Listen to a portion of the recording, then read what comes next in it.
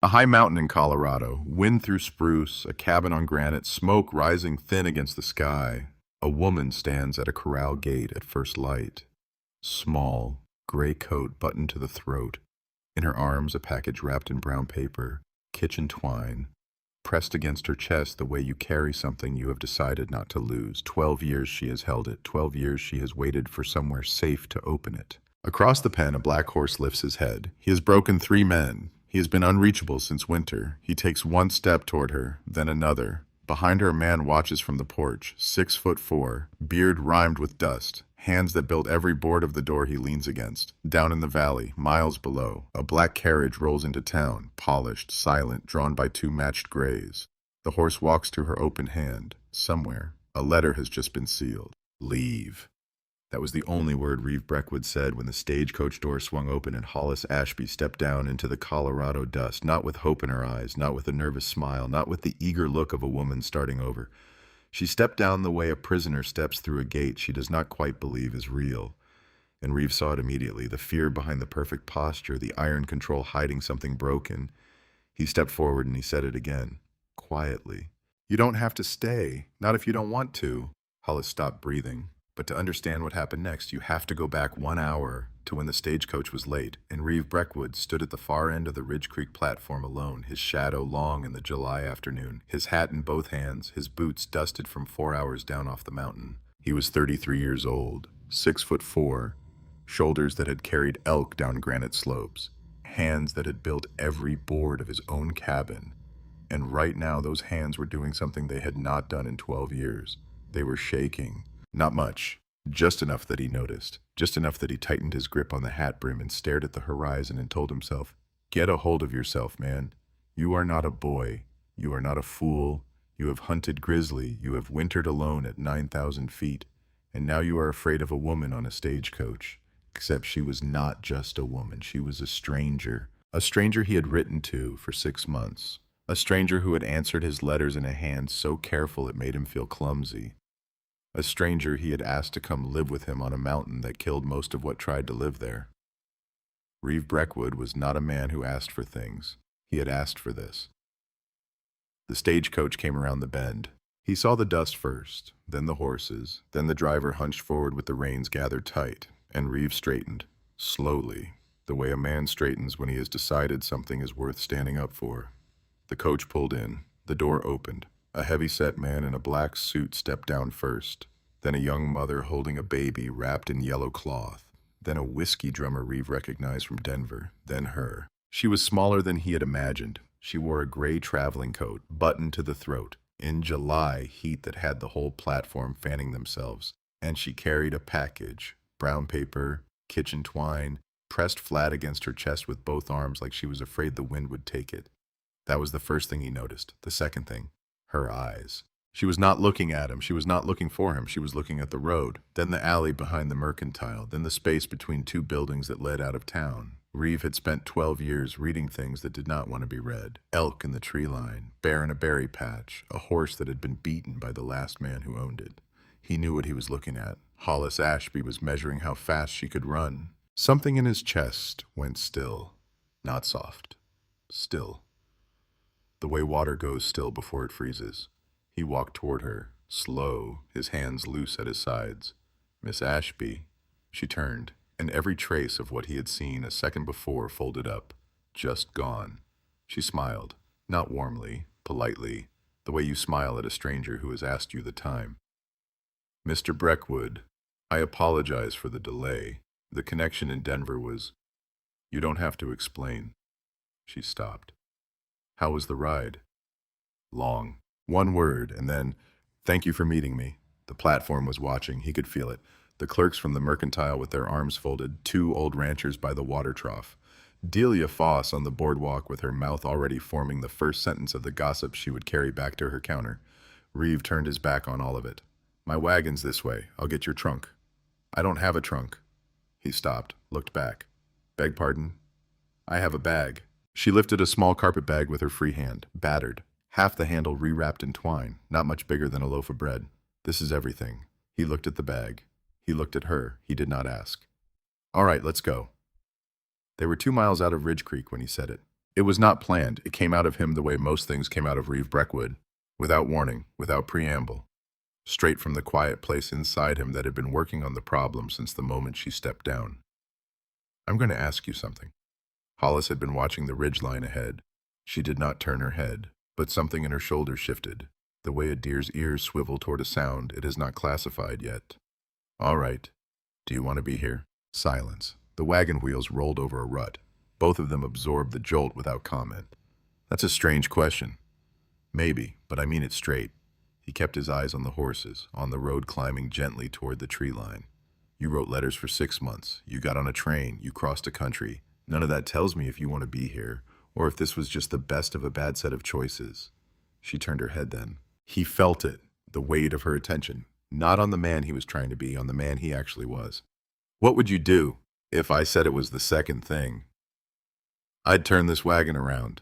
I'd put you up at the hotel in Ridge Creek, wire you enough for a ticket, wherever you want to go. Why? Reeve considered. Because I've got enough problems on that mountain without one of them being a woman who doesn't want to be there, and because that isn't a life, for either of us. Hollis Ashby looked back at the road. She was quiet for so long he thought maybe he had lost her. Maybe he had said the thing that made her decide. Maybe by the time they reached the switchback, he would be turning around and driving her back to town. Then she said, very quietly, I don't know yet. I think I want to find out. He nodded. That was all. He clicked his tongue at the horses, and the wagon climbed on. The road up the mountain took 4 hours. The lower slopes were easy, pine and aspen, a creek running silver through the ferns. But past the second switchback, the air got thinner. The horses worked harder. The trees narrowed down to just spruce and stone. Hollis did not speak. She looked at the trees. She looked at the creek. She looked at the space between one turn of the road and the next. And Reeve watched her out of the corner of his eye and thought, she is checking the distance, not because she is planning to run, because that is how she has learned to live in a room. Any room. Every room. He had a wife once who did the same thing. He shoved that thought back down where it lived and clicked at the horses and did not speak for the rest of the climb. The cabin came into view at the last switchback. Reeve had built it himself. Every board, every notch, every window frame. It sat on a shelf of granite with the mountain rising sheer behind it and a long meadow falling away in front. There were 3 outbuildings, a barn, a smokehouse, a spring house cut into the rock. There was 1 chair on the porch. He had not thought about that before. Now he did. He would need to build another one. Hollis climbed down on her own side. She did not wait for him to come around. She did not ask for a hand. She stood in the yard with her carpet bag in one hand and the package in the other, and she looked at the cabin, then at the meadow, then at the mountain. And Reeve watched her face for the thing he was afraid of, disappointment. He did not see it. He saw something else. She was looking at the mountain the way a person looks at a room with only 1 door. She was checking to see if she could breathe there. Come on, I'll show you inside. The wedding happened the next morning at the small clapboard church at the edge of Ridge Creek. Pastor Dunmore performed it. Jeb Pruitt stood as witness. So did the pastor's wife. There were no flowers. There was no music.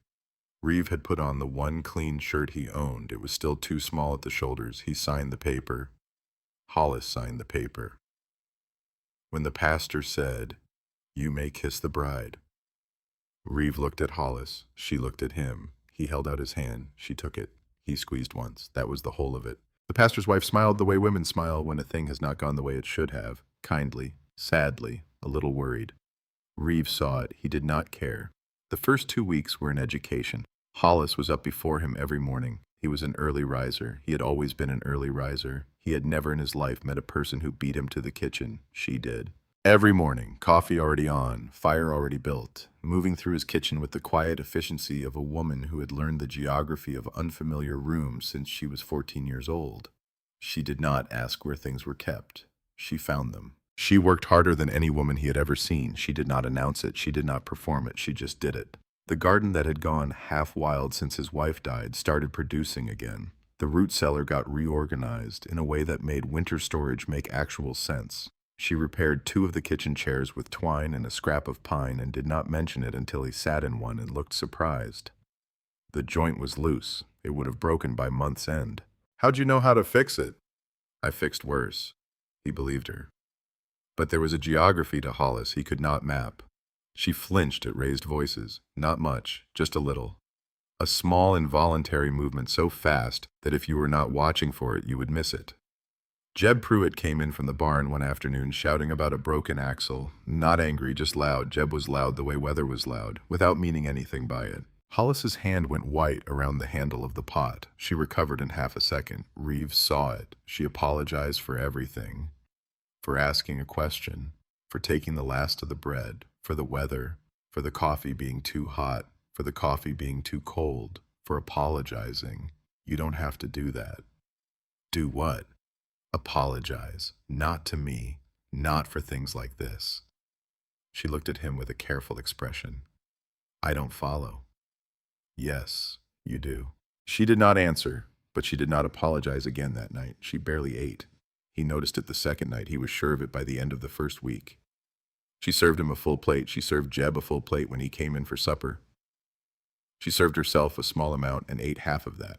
When he pushed the bread plate toward her, she took a piece and tore it in half and ate one half and folded the other into a napkin and put it in her apron pocket. He watched her do it every night for a week. On the 8th night, he put down his fork.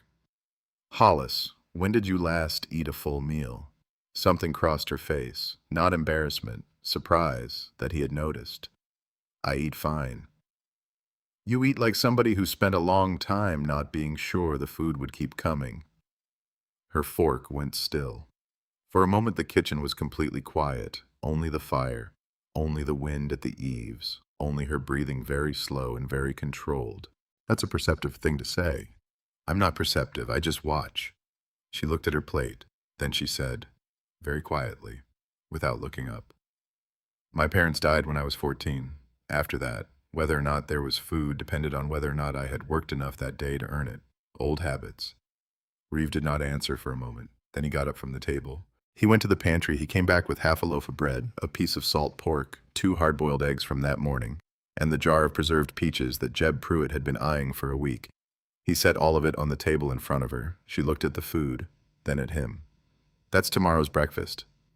Tomorrow I'll make more. She looked at the food again, then at him. Whatever she was looking for in his face, she found it, because she picked up an egg, and she ate it.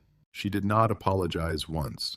The black horse arrived 6 weeks before Hollis did. His name was Ashfall.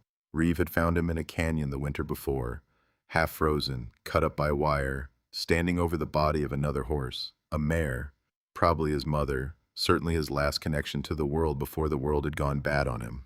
Reeve had brought him home. He had not been able to touch him since. Ashfall stayed in the far pen. He would take feed from a bucket if the bucket was set down, and Reeve backed away. He would drink from the trough if the trough was full and Reeve was in a different pen. He would tolerate Jeb Pruitt, walking past at a distance of 30 feet if Jeb did not look at him. If Jeb looked at him. Ashfall reared, kicked the fence, screamed the way a horse screams when the world has taught it that eye contact means violence. He had put Jeb Pruitt on the ground twice. He had put Reeve on the ground once. Reeve had not been able to bring himself to put the horse down. He did not know why. He suspected he did know why, and that the reason had something to do with a woman who had died on a mountain 8 years ago, and a man who had not been able to save her, and a black horse that had also survived something it should not have survived.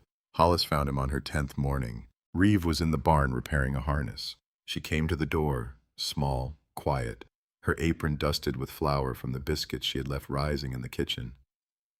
The black one. He looked up.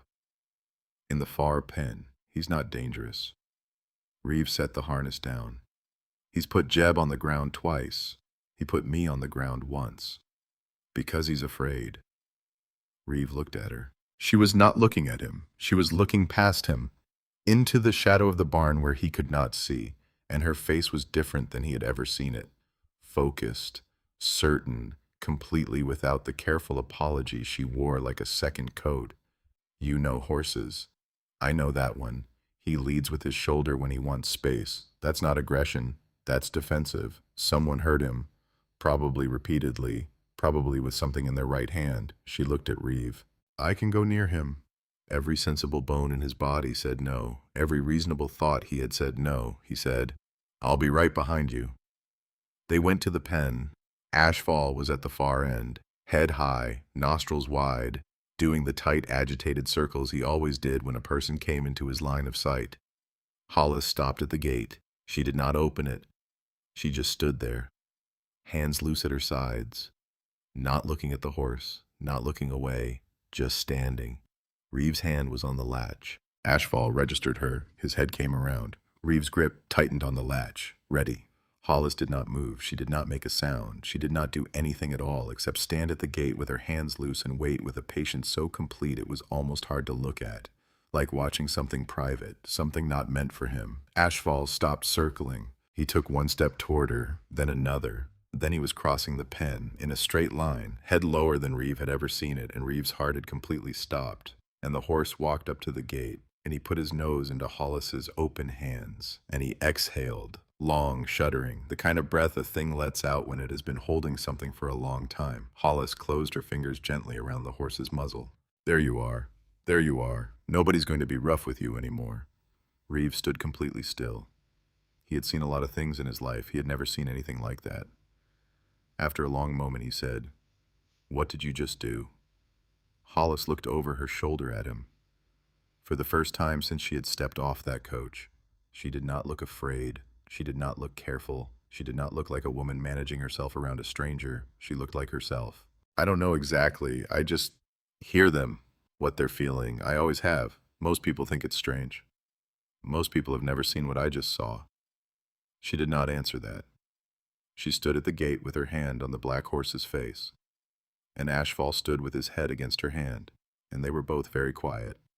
And Reeve watched them, and he thought, "Who did this to you?" meaning the horse, and then he thought it again, meaning her. That night at supper, Reeve did not eat much. Hollis noticed. She did not comment. She just refilled his coffee. She just cleared his plate without a word when he was done. She just moved through the kitchen with that quiet grace and let him sit with what he was working on.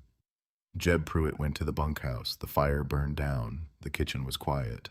Reeve sat at the table with his hands wrapped around a cup he was not drinking, and he looked at the woman across from him, and he said what he had not planned to say, ever, to anyone, least of all her.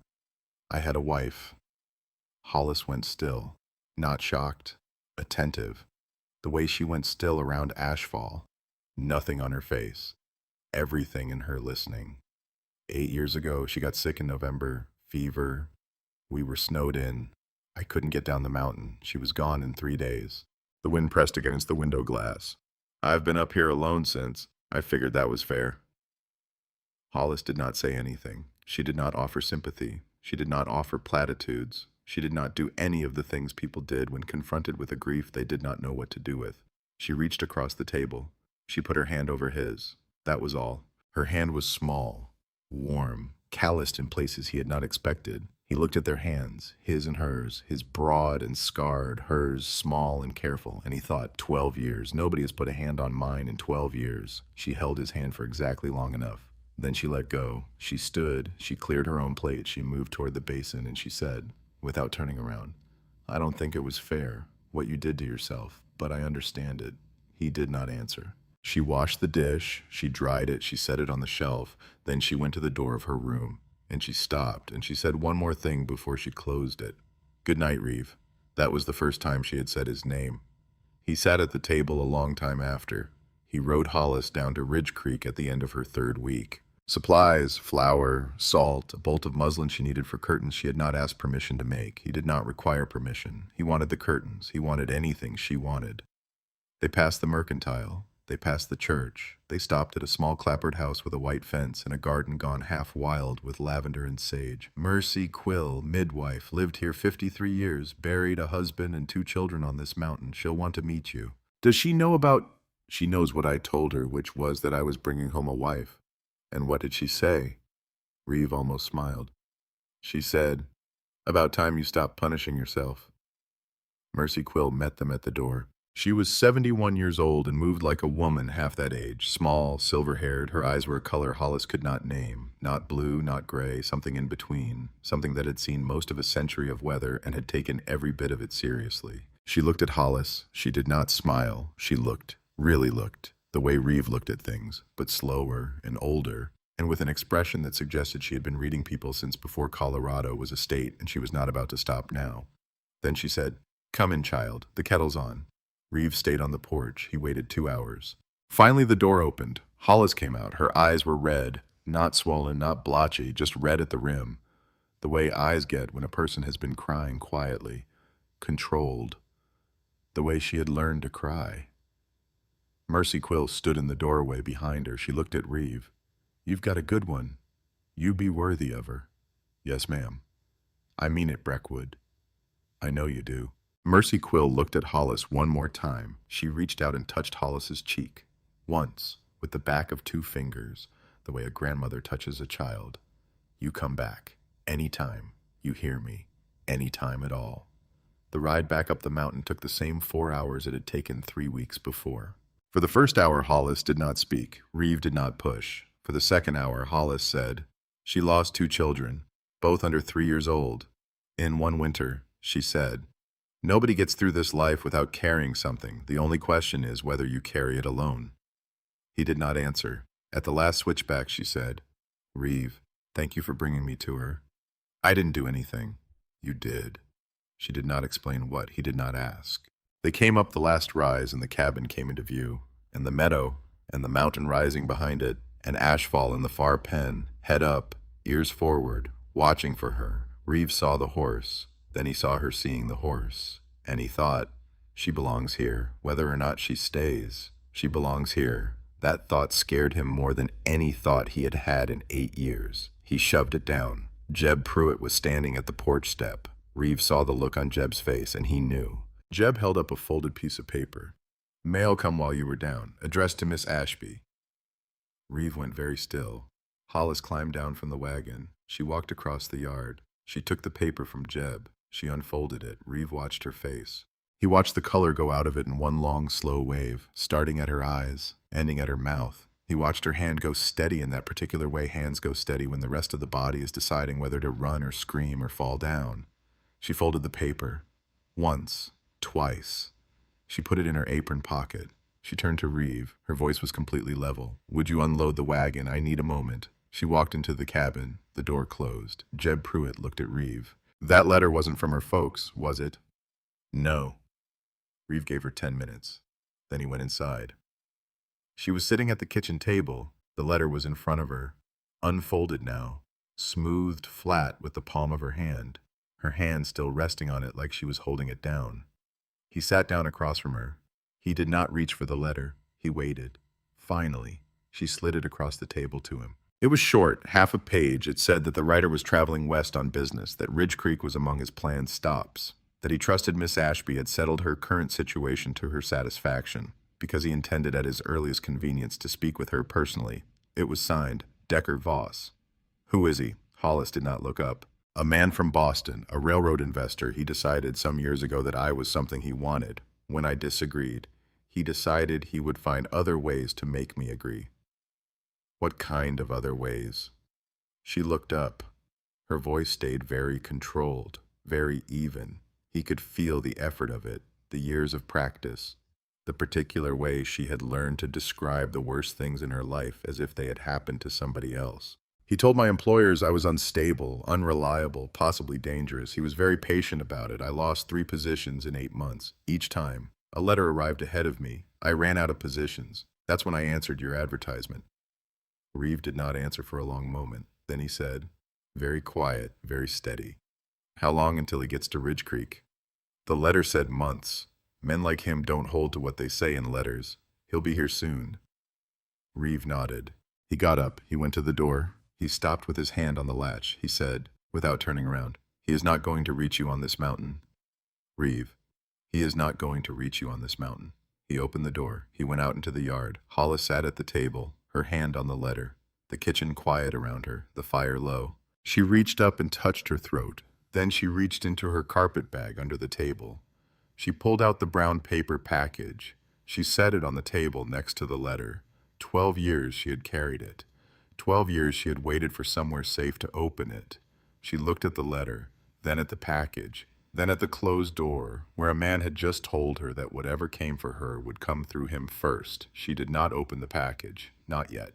But for the first time since her mother had put it in her hands, she thought about it. And on the porch, in the last of the light, Reeve Breckwood stood with his hands flat on the porch rail, and he thought, "I have been up here alone for 12 years.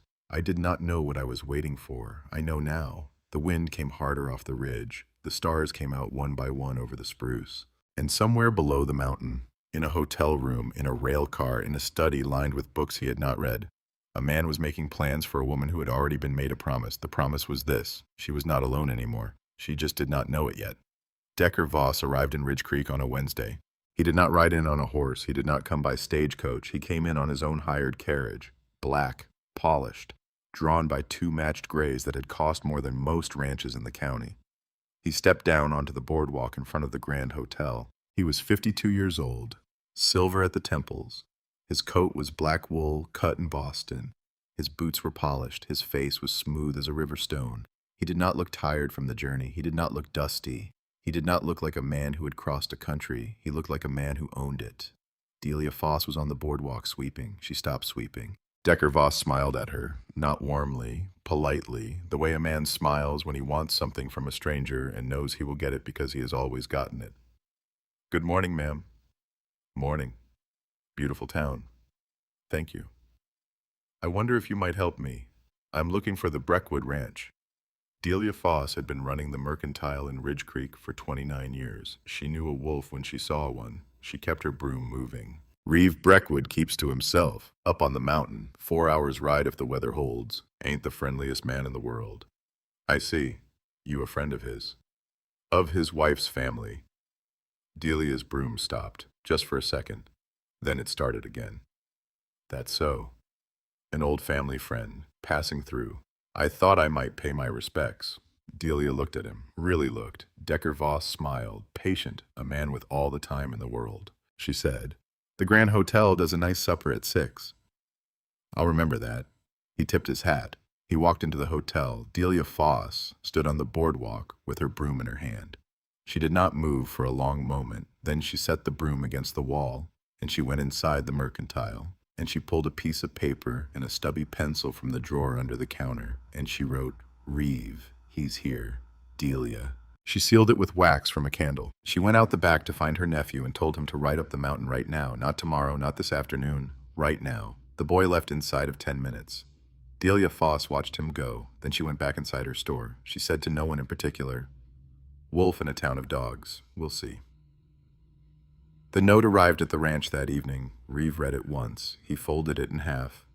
He put it on the table in front of Hollis. She read it. She did not react. Not visibly. Her hand did not shake. Her breathing did not change. She read the note. She set it down. She looked at the fire. Then she said, very quietly, "That was faster than I expected. He must have left Boston within a week of writing that letter. He's been planning this." Reeve did not answer, because there was nothing to answer. Hollis stood up. She picked up the coffee pot. She refilled Reeve's cup. She refilled her own. She sat back down. Then she said, "I need to go down to Ridge Creek tomorrow, not to see him, to see Mercy Quill, then Pastor Dunmore, then Delia. He's going to start telling them things about me. I need to tell them the true things first." Reeve considered. "I'll come with you." "No." He looked at her. "Reeve, he has spent 3 years telling other people who I am.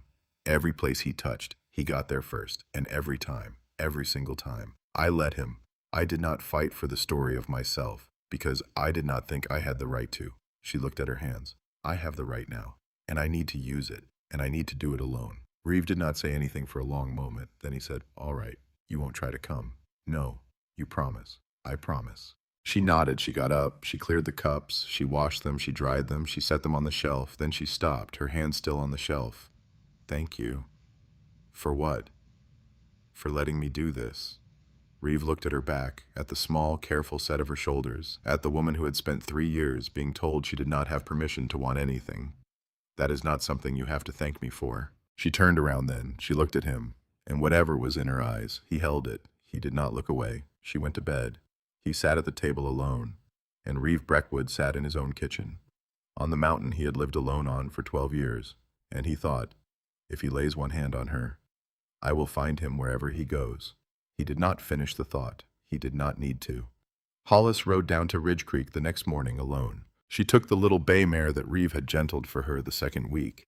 The mare was easy, steady. She would carry Hollis down the switchbacks and back without complaint.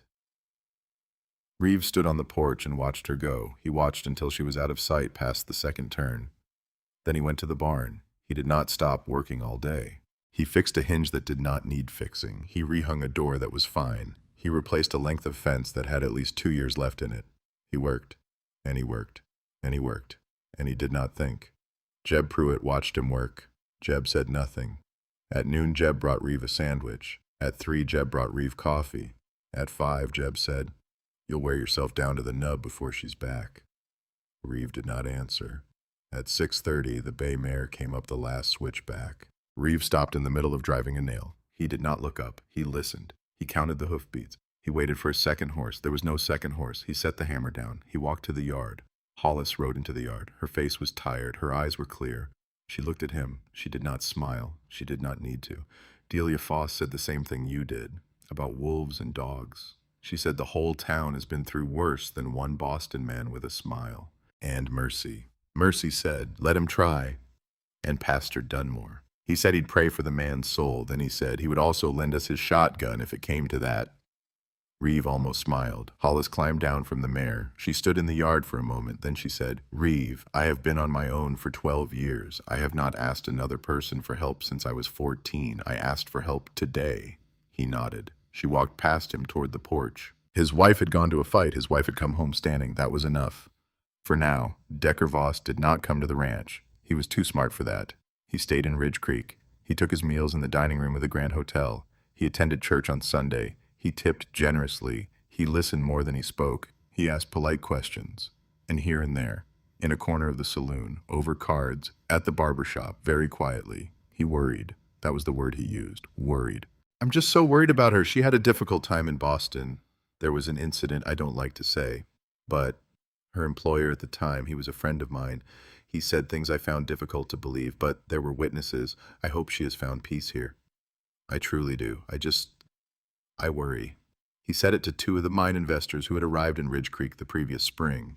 He said it to the bartender. He said it to a traveling salesman who was passing through. He did not say it to Delia Foss. He did not say it to Pastor Dunmore. He did not say it to Mercy Quill. He was very careful about who he said it to, but 3 days was enough, because by Sunday the 2 mine investors' wives had heard, and by Monday the young men at the livery stable had heard, and by Tuesday, when Hollis came down to Ridge Creek for supplies, she felt the shift. It was in the boardwalk. A woman she had greeted the week before did not meet her eyes. It was in the mercantile. 2 women were mid-conversation when Hollis walked in. They went silent, not naturally, deliberately, in the specific way people go silent when they have just been talking about the person who walked through the door.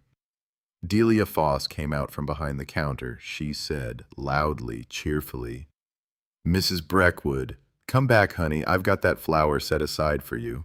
Hollis followed her. Delia leaned in. 2 of the mine wives. They've been hearing things. I've been trying to speak sense, but you know how it is with new money. He's careful. He hasn't said one word I could quote to his face. He never does. "Sweetheart, what do you want me to do?" "Tell them the truth. When they ask, not before. When they ask." "That's not much of a defense." "It's the only one I have." Delia nodded. She squeezed Hollis's hand. "You come to me, anytime. You understand?" "Yes, ma'am." Hollis paid for her supplies. She walked out of the mercantile. She loaded the wagon herself. She climbed up. She was untying the reins when Decker Voss stepped down off the hotel porch across the street. He crossed the street. He came to the wagon. He stopped 10 feet away, well within earshot, well within the sight of the 6 people on the boardwalk who had frozen in place. He smiled. "Miss Ashby." Hollis did not answer. "Forgive me, Mrs. Breckwood." She did not answer. "You look well. I'm so pleased. I've been, truly, so concerned." Hollis picked up the reins. "I had hoped we might speak." Hollis clicked her tongue at the horses. "Perhaps at your convenience." The horses started forward. Decker Voss stepped back. He touched the brim of his hat. He smiled that patient, absolutely certain smile of a man who had never in his life encountered a locked door he could not eventually open.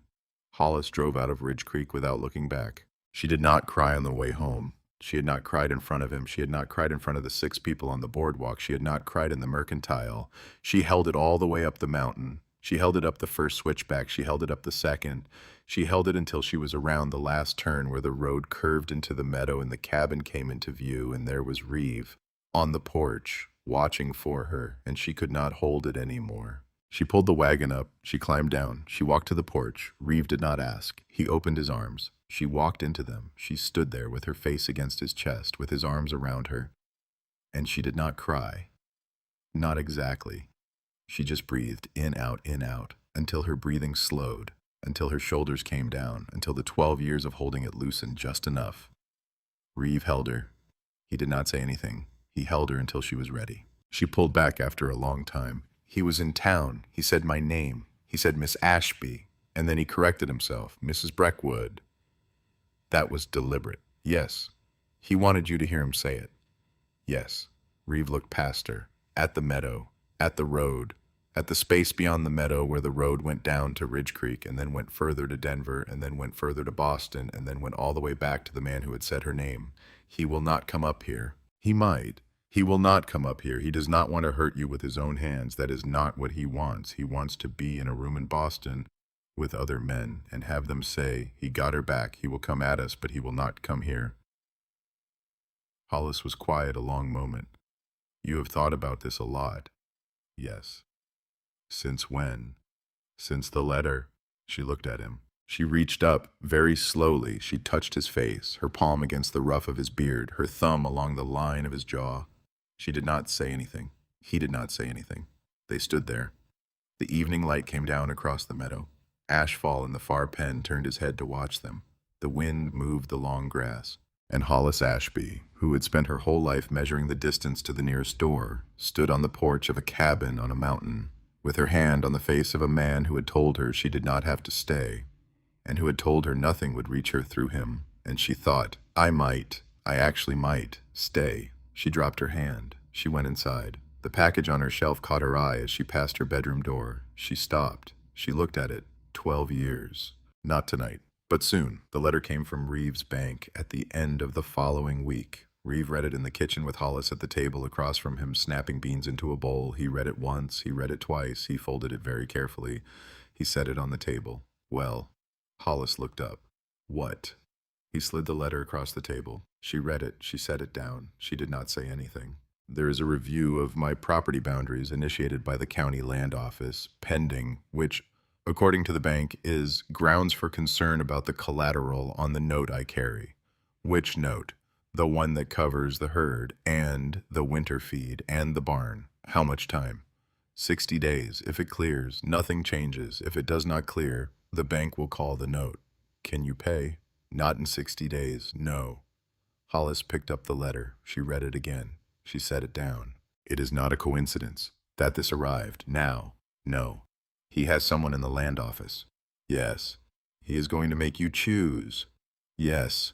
Hollis looked at the beans. She looked at her hands. She looked at Reeve. You need to send me away. Reeve did not answer. You need to, Reeve. He is going to take everything you have built over me. He has done this before. To others. This is what he does. He will make it impossible for you to keep this ranch and me at the same time. And when you can't, when it is between me and this mountain, you will lose it all because you are stubborn and because you are kind and because you have already lost too much. She looked at him. You need to send me away. To Denver, to San Francisco, anywhere. Tonight. Right now. Reeve looked at her. He did not answer for a long time. He got up. He walked to the window. He said, without turning around, Hollis, come here. She came. She stood beside him at the window. That letter, the one from the bank, when it came, I stood on this porch and I read it, and for one bad minute I thought, maybe it would be easier if she left. Hollis went still. Not because I wanted you gone, because I have already failed one woman up here, because I do not know if I have it in me to fail another one, because it would be easier to lose you now, to choose to lose you, than to fail you the way I failed her. He looked at her. That thought lasted 1 minute, and then I remembered that she did not die because I failed her. She died because the fever came in November. And there is no man alive who could have gotten down that mountain in that weather. Not me, not anyone. And I have punished myself for 12 years for a thing that was not my fault. He looked at Hollis. I am not going to punish you for what he is doing to me. I am not sending you away. Reeve, you don't understand what he... I understand exactly what he is doing. He took her hands. He does not get this ranch, and he does not get you. And he does not get to make me choose, because I have already chosen. I chose the day I told you not to explain.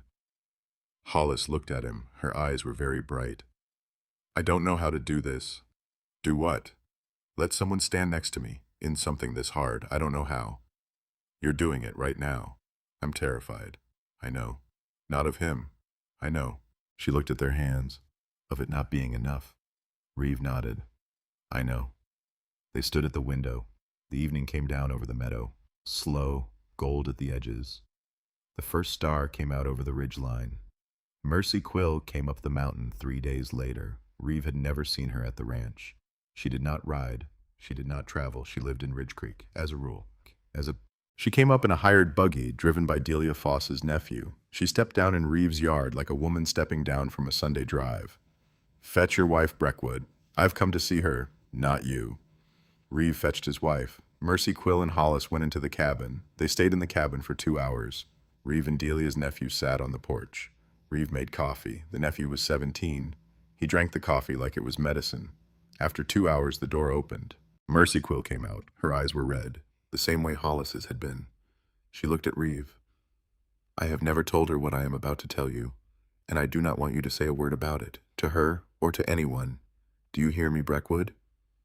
Yes, ma'am. When I was 17 years old, I was engaged to a man in Philadelphia. He was well off. He was well connected. He was very charming, very patient, very persistent. He was also, in private, a man who believed that a woman's fear was proof of love, because a woman who feared him could not leave him, and I was 17, and I believed him. She paused. I ran when I was 18. I came west with my aunt. I came all the way to Ridge Creek. I met my husband here. I buried him here 40 years later. I buried my 2 little ones here too, both of them under 3 years old. And I have never once, in all that time, told a living soul that I did not just choose to come west. I fled west. Reeve did not say anything. That girl in there is me, 53 years ago. Do you understand what I'm telling you? Yes, ma'am. She does not know how to be believed, because no one has ever believed her the whole way, not just part way, the whole way. She stepped closer. You believe her the whole way, Breckwood. You believe her when she is right, and you believe her when she is wrong, and you believe her when she is scared, and you believe her when she is angry, and you believe her every single day for the rest of her life, because that is what she needs, and because that is what will heal her. Not you, not this mountain, being believed. She looked at him. Can you do that? Yes, ma'am. I mean it, Breckwood. I know you do. She held his eyes another long moment, then she nodded once. She turned to her nephew. Home. They left. Reeve stood on the porch and watched the buggy go down the switchback until it was out of sight. Then he went inside. Hollis was at the kitchen table. She was holding the brown paper package. She looked up when he came in. Her eyes were wet. I think I'm ready to open it. She did not open it that night. She held it. She turned it in her hands. She traced the twine with one finger. Not tonight, but soon. Reeve did not push. He sat with her. He drank coffee with her. He listened to her not talk about her mother. She put it back on her shelf. Soon. Heiress and Webb's annual horse auction was 2 weeks away. Reeve knew what it meant. Every rancher in 3 counties, every buyer from Denver, every businessman in Ridge Creek, every gossip, every neighbor, all in one place for 2 days, and Decker Voss would be there. He said to Hollis on the porch a week out, You are going to work at the auction. Webb has 6 horses he wants you to assess. 3 of them will sell better if you have handled them. 1 of them won't sell at all if you haven't. You're saying let it happen in public. I'm saying let them see you. She looked at him. Every person he has been rotting into a doubt about me. They will be in that ring, and I will be in the ring, with a horse, in front of them. Yes, he will try to ruin it. He will try. Hollis was quiet. All right, but Reeve, if he says 1 word to me at that auction, if he steps within 10 feet of me, you don't move, you don't touch him, you don't say anything, do you hear me? Hollis, he wants that. He wants a fight. He wants you to swing on him. He wants the sheriff to have to intervene. He wants the story to end with Breckwood attacked a Boston gentleman because his wife's mind is not right, and he defended her from a friendly inquiry. She held his gaze. You do not give him that. Ever. Do you understand? Reeve looked at her. Yes. Promise me. I promise. Hollis, I promise. She nodded. She turned and looked out at the meadow. He is going to try to break this open at the auction. That is what he came here for. That is why he has been waiting. He is waiting for a room. So we give him a room, and we win it. Reeve almost smiled. Yes. The auction day came clear and hot. Harrison Webb's ranch spread across a wide flat below the ridgeline. The corrals ran 3 deep. The holding pens were full. The auction ring had been swept and raked and lined with tiered plank seating.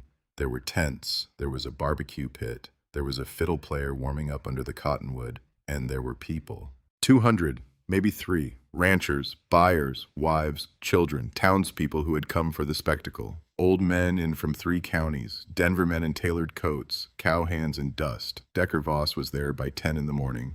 He wore a lighter coat than usual, concession to the heat. He stood with the 2 mine investors near the auction ring. He was smiling, he was gracious, he was telling a story that made both investors laugh.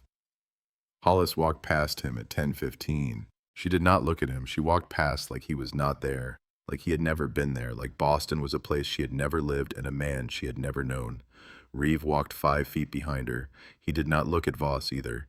Harrison Webb met them at the holding pens. Webb was a big man, red-faced, loud. He clapped Reeve on the shoulder. He tipped his hat to Hollis. He said, "I've saved you the gray gelding for last. He came off a bad transport 6 weeks back. Nobody's been able to touch him since. I told my hands. Nobody goes near him until Mrs. Breckwood arrives." Hollis looked at the gray gelding. He was at the far end of the pen, head up, body tight. Every muscle in him wound like a spring. "I want to see him alone first." "You'll have him." She went to the pen. She stood at the rail. She waited. Reeve stood 10 feet away with Webb. He said quietly, "How many people are going to be watching this?" Webb looked around. "Every last one of them." "How many know?" "About the man from Boston. All of them Breckwood. All of them." Reeve nodded. He watched his wife at the rail. She was small. She was quiet. She was patient. And the gray gelding across the pen had begun to walk toward her. The gelding took 1 step, then another. Then he stopped. Hollis did not move. She stood at the rail with her hands loose at her sides, not looking at him, not looking away, just there. The gelding was shaking. Fine tremor along his flanks, the kind of tremor that ran through an animal that had decided the world was not safe. Not once, not twice, but every day for months. 200 people had gone quiet. Not all at once, in waves. The people closest first, then the tier behind them, then the tier behind that. A ripple of quiet spreading outward from the pen until the auction ground itself seemed to be holding its breath. Somewhere near the back, a child said, loud, "Mama, what is she doing?" A woman shushed her. That was the only sound. The gelding took another step. Hollis waited. Reeve stood 10 feet behind her. He did not look at the crowd. He did not look at Voss. He looked at his wife's back, at the small set of her shoulders, at the woman who had spent 12 years being told her gift was a curse, now standing in front of half the county with a broken thing between her and them. Another step. The gelding was 5 feet away now. Hollis raised her hands. Slow. Palms open. Chest level. Not toward the horse. Just up. Just visible. The gelding stopped again. He blew out a breath, hard, then another. Then he closed the distance. He walked to her the way a man walks to water after a long dry day. Direct, committed, like he had decided somewhere in his ruined animal heart that this was the only thing left worth walking to. He put his forehead against her open palms. He exhaled, and the tremor in his flanks went still. 200 people did not move. Hollis did not turn around, did not look at the crowd, did not perform. She stood with her hands cradling the face of a horse that had been unreachable for 6 weeks. She whispered something no one else could hear, and the gelding closed his eyes. That was when Mabel Hutchins spoke. Mabel Hutchins was 81 years old. She had lived in Ridge Creek since before Colorado was a state. She sat in the front row of the tier seating in her Sunday hat and her black dress and her practical boots. She had been quiet the whole morning, watching. Now she stood up. She was not tall. She had never been tall. But when Mabel Hutchins stood up in Ridge Creek, people listened. Her voice was thin. It carried anyway. "I have lived in this county 53 years. I know a gift when I see one." A pause. "And I know a coward in fine clothes when I see one, too." She did not point. She did not need to. Every head in the crowd turned, not all at once, but enough. Enough to see Decker Voss standing near the auction ring with the 2 mine investors, and enough to see the 2 mine investors slowly, carefully, take 1 step away from him. Decker Voss smiled, but this time it did not reach his eyes. Mabel Hutchins sat down. The crowd started breathing again. Harrison Webb cleared his throat. "Well, folks, that horse has not let a human being touch him in 6 weeks. 3 experienced handlers tried. Mrs. Breckwood has been working with him for a month." He paused. "I know a lot of you have been hearing things from folks new to this county. I don't put much stock in what strangers say about my neighbors. Just my 2 cents. He walked away from the pen. The crowd started to move, to murmur, to turn back to the business of the auction. But the shape of the day had changed. Every person in that field knew it. Whatever story Decker Voss had been building in Ridge Creek for the past 3 weeks had just walked out into the light, and it had not survived the walk. Reeve came up beside Hollis at the rail. He did not touch her. You did it. We did it. You. She looked at him. She almost smiled. Reeve, get me away from all these people. Yes, ma'am. They rode home that afternoon. They did not stay for supper. They did not stay for the fiddler. They did not stay for Harrison Webb's toasts. They rode up the mountain with the sun still an hour above the ridgeline. And they did not speak on the way, not because there was nothing to say, because there was too much. At the last switchback, Hollis said, "He is not done. He is going to do something worse." "I know." Reeve looked at her. "When it comes, we will be ready." She nodded. The cabin came into view. The meadow was gold in the last light. Ashfall lifted his head at the sound of the wagon. They came home. It came 3 nights later, at 2 in the morning. Hollis woke first. She always woke first. 12 years of sleeping in places where danger arrived without announcement had left her with a nervous system that did not fully sleep. Not ever. Not really. She woke to something. She did not know what. She lay still. She smelled it. Kerosene.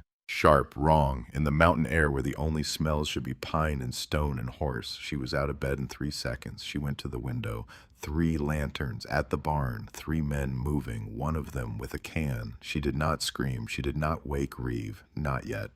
Because there was something more important. She went out the back door, barefoot, in her nightclothes, because her boots were by the front door and the front door was in view of the barn.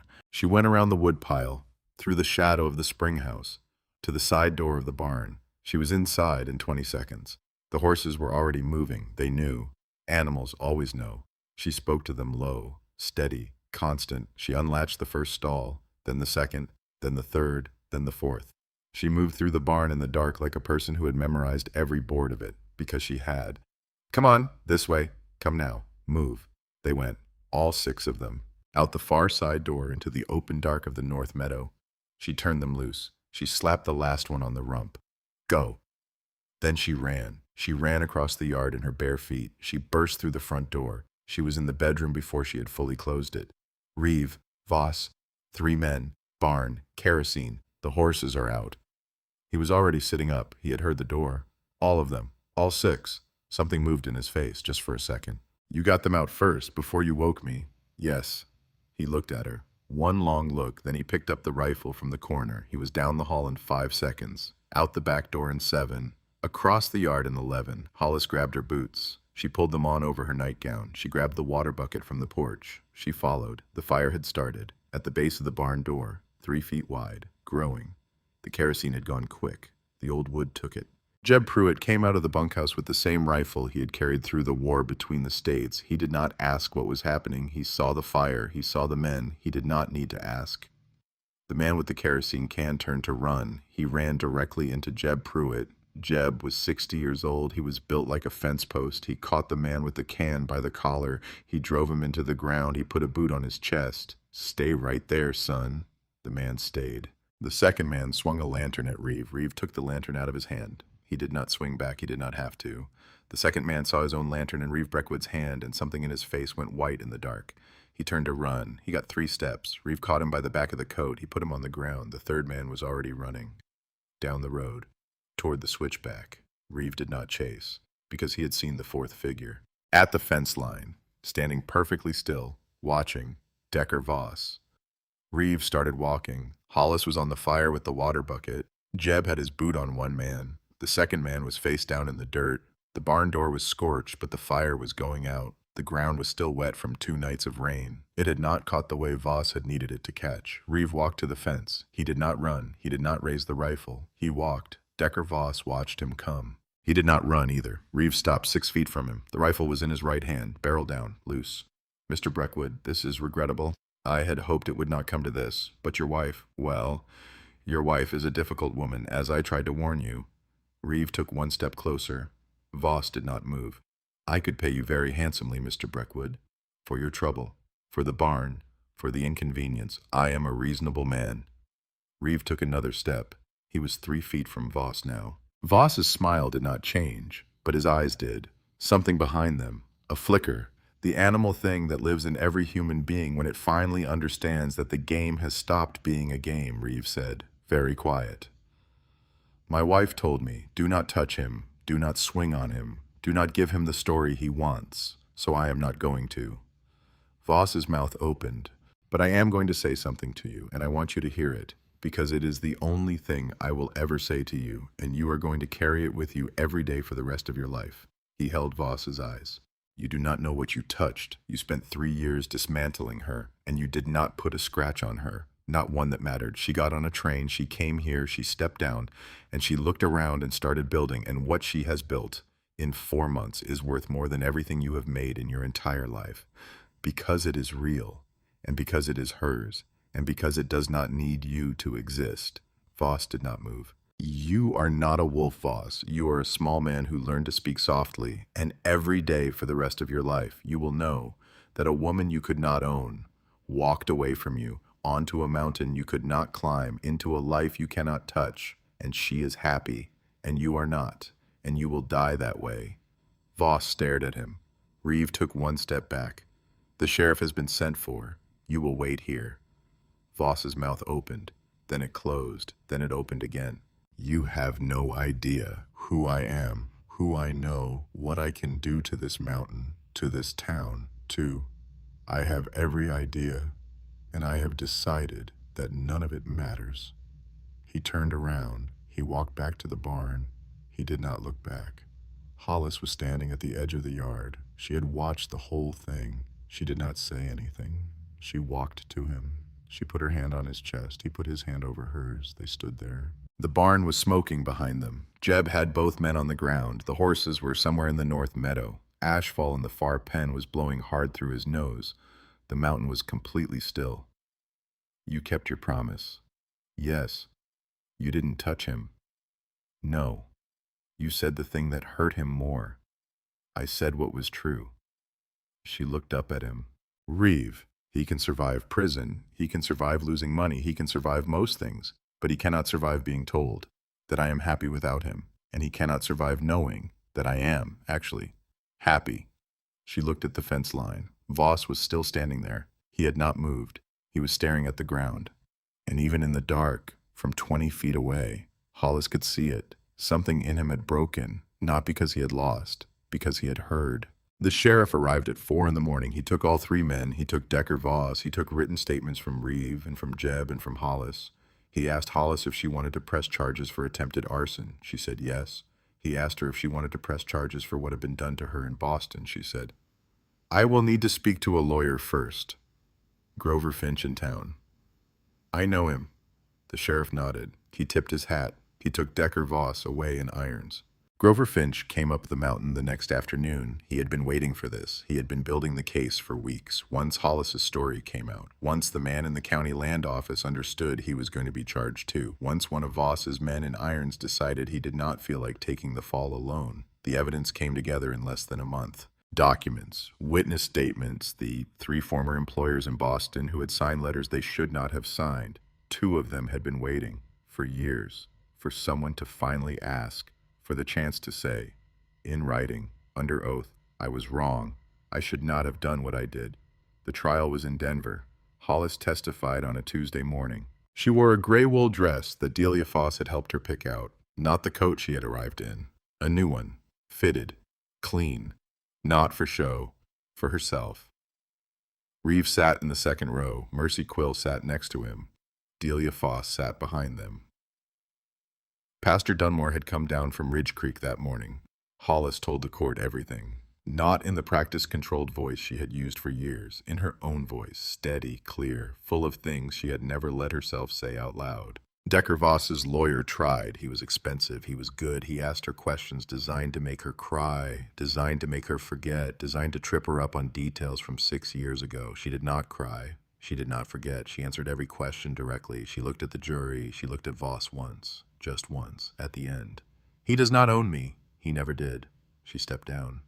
Reeve was waiting at the edge of the courtroom. She walked to him. He took her hand. The jury deliberated for 6 hours, guilty on 4 of 5 counts. Voss stood when the verdict was read. He did not look at Hollis, he looked at the ground. The bailiff walked him out. He did not look back. He was gone. Hollis stood in the courtroom for a long moment after. Reeve did not push, she did not cry, she did not celebrate, she did not do anything at all. Then she looked at him. "Can we go home?" "Yes, ma'am." That night, on the porch, in the last of the July light, Hollis went to her room. She took the brown paper package down from the shelf. She carried it to the kitchen. She sat down at the table. Reeve sat across from her. He did not say anything. She untied the twine. Slow, careful. 12 years of pressure released in one small tug. The paper unfolded in 3 layers, the way her mother had always wrapped things. Inside was a small leather journal, worn soft at the corners. Tucked into the cover, a folded note in her mother's handwriting, faded now to pale brown ink on yellowed paper. Hollis read the note first. She read it once to herself. Then she read it out loud. "My daughter, you have always heard what others cannot. Do not let the world convince you that what you hear is wrong. It is your inheritance, from me, and from my mother before me, and from hers before her. Every woman in our line has carried it quietly, because the world was not ready. Perhaps one day it will be. Until then, write it down, keep it. It is yours, and no one can take it unless you let them." She stopped. She looked up at Reeve. Her eyes were wet. 12 years. I have been waiting to open this for 12 years. I did not know what I was waiting for. I know now. Reeve reached across the table. He took her hand. She let him.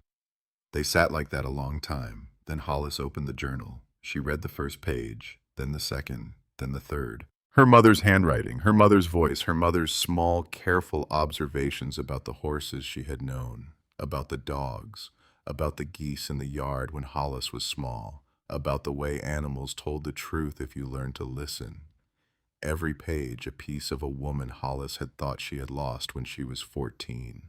She had not lost her, she had just not opened the door. She read until the fire burned down. Then she closed the journal. "She would have liked you." Reeve did not answer, because he did not trust his voice. Hollis saw it. She stood up. She walked around the table. She sat down beside him on the bench. She put her head on his shoulder. "Thank you." "For what?" "For being the ground." He did not know exactly what she meant. He did not need to. He put his arm around her. She stayed there. The fire made small, quiet sounds. The wind moved in the eaves. Mercy Quill got sick the following spring.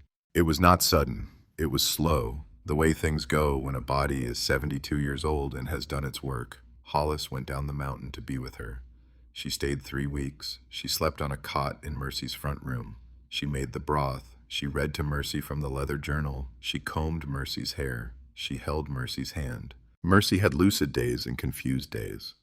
On the confused days, she called Hollis by names of people Hollis had never met. Sisters, a daughter who had died at 2, a woman in Philadelphia named Ruth. Hollis answered to all of them. She held Mercy's hand and answered to all of them. On the last lucid day, Mercy Quill looked at Hollis. "Child, come close." Hollis came close. Mercy's hand on hers was thin, but her grip was firm. "You listen to broken things. That is a good gift, do not forget. But listen to yourself too. That is the harder one." "Yes, ma'am." "I mean it. I know." Mercy Quill looked at the ceiling.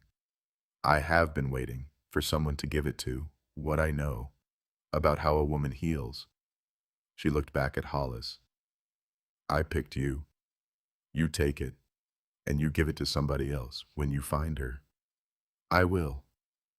Mercy Quill closed her eyes. She did not open them again. She was gone before dawn. The whole town came out for the burial. Reeve came down from the mountain. He stood next to Hollis at the graveside. He put his hand on her shoulder. Hollis did not cry. She had cried enough in the 3 weeks before. Now she stood at the grave of a woman who had chosen her, who had picked her, who had said, "You will do. You will carry this next." And Hollis thought, "I will." Pastor Dunmore said the words. Delia Foss dropped the first handful of dirt. Hollis dropped the second. Reeve took her home. They rode up the mountain in silence. At the last switchback, Hollis said, "Reeve, I would like to teach. Girls, boys, anyone Delia sends me, anyone who comes." "Teach them what?" "How to listen." Reeve nodded. "All right. That is all you have to say." "That is all I have to say." She looked at him. "I love you." "I know. I have known since the Black Horse." She looked at the road ahead. "You are impossible." "I am steady." "Same thing." He almost smiled. The cabin came into view. 3 years passed before the first girl arrived. Her name was Etta. She was 17. She came up the mountain in a wagon driven by Delia Foss's nephew. She carried one bag. Her shoes were held together with twine. She did not speak the first day. She did not speak the second day. On the third day, Hollis brought her out to the pen with Ashfall. Ashfall was older now. He was completely gentled. He was the calmest horse on the mountain. He walked to Etta the same way he had once walked to Hollis, nose to open palm, long, shuddering breath. Etta cried. Not much, not loud, just tears down her face while she stood at the rail with the black horse's nose in her hand. Hollis stood behind her. She said nothing, just there. After a long time, Etta said, I did not know an animal could do that. They can. Why did he do that? Because he learned that some hands are safe. Etta thought about that. Are your hands safe? Yes. Etta looked at her. Mercy Quill sent me. Hollis went still. Mercy Quill has been gone 2 years. I know. She sent me before she went. She wrote a letter to my grandmother. My grandmother was her friend. 50 years ago in Philadelphia, she said. If my granddaughter ever needed a place, to send her to a woman named Hollis Breckwood on a mountain in Colorado. Etta pulled a folded paper from her pocket. She handed it to Hollis. Hollis unfolded it, Mercy Quill's handwriting. Child, if this letter has come to you, then I picked well. Take her. She is one of us. Hollis read it twice. She put her arms around Etta. Etta stood stiff for a moment. Then she did not. Then she cried the way a person cries when they have been holding it for a very long time. Hollis held her. Ashfall stood at the rail, watching. Reeve was on the porch watching too. He did not come closer. He was learning, slowly, what his part in this was. His part was the ground, nothing more, nothing less.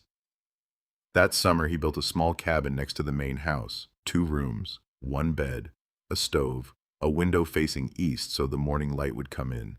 Etta stayed in that cabin. The next year, Delia Foss sent another girl. Reeve built another cabin.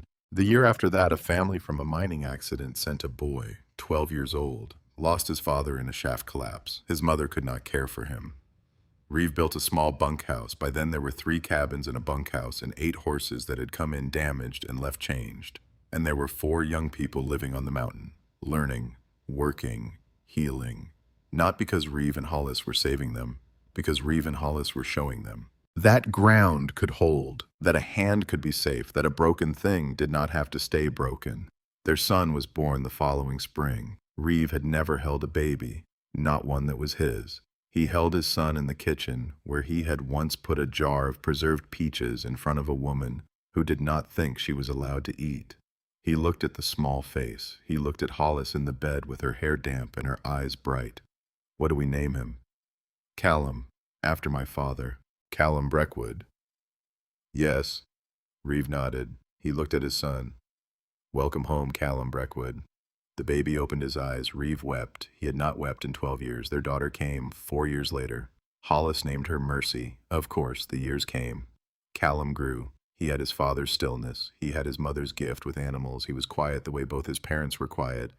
But when he spoke, people listened. Mercy the younger was small and fierce and opinionated. She was the loudest of anyone on the mountain. She talked to the horses in full sentences and demanded they answer. Sometimes they did, sometimes they did not. She held it against them either way. She was the joy of the place.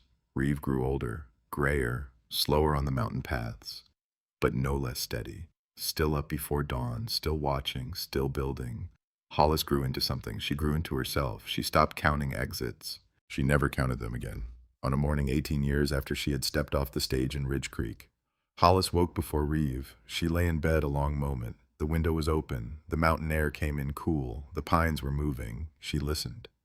Ashfall was gone now. He had died the winter before, old and full of years. She had sat with him at the end. She had put her hand on his face the way she had at the pen when he had first walked to her. She had said, "There you are." His son was in the far pen now. She could hear him. She thought, I am 44 years old. I am on a mountain in Colorado. My husband is asleep beside me. My son is 14. My daughter is 10. I have taught 19 young people how to listen. I have not been afraid of a door in most of my adult life. She thought, Mother, are you seeing this? Mercy Quill, are you seeing this? Yes, they see. She got out of bed. She went to the kitchen. She started the coffee. She stood at the window as the sun came up over the ridgeline. Gold, then rose, then full white light on the meadow, on the barn, on the pens, on the small cabins where the young people were beginning to stir. Reeve came into the kitchen behind her. He put his arms around her from behind. Morning. Morning. He rested his chin on her head. 18 years. 18 years. He was quiet. Then he said, would you do it again? She turned around in his arms. She looked up at him. Reeve Breckwood, I would do it 1,000 times. He looked at her. His face did the thing it did, the small motion at the corners of his eyes that she had come to know as her husband smiling. Good. Good. Outside on the porch, their daughter Mercy was calling to the horses in the near pen. Their son Callum was walking across the yard with a bucket. The first of the young people was coming out of the small cabin, yawning, stretching, looking up at the mountain. Hollis leaned her head against her husband's chest. She listened to his heart. Steady, the ground held. It always had, it always would.